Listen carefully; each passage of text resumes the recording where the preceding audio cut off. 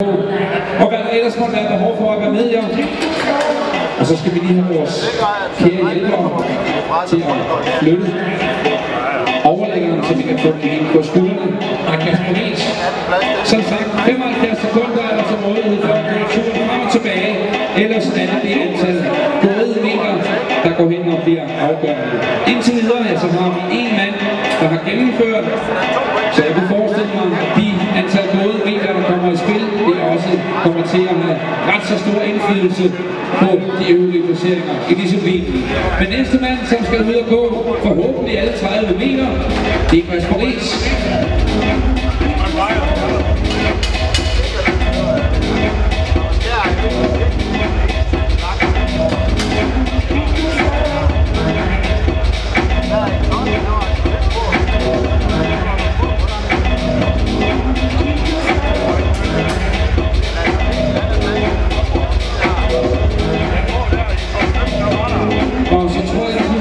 Den kommer i pinden, således at Ries kan komme ind under metallåget.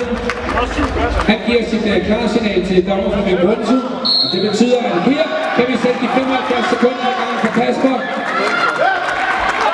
Skal vi prøve at se Svendborg, om vi kan klare 75 sekunder i træk?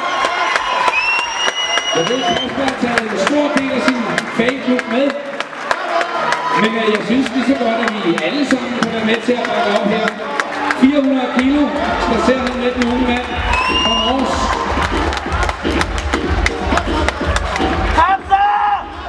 Og igen er det altså et kæmpe fokus, der lyser ud af øjnene på Kasper Ries.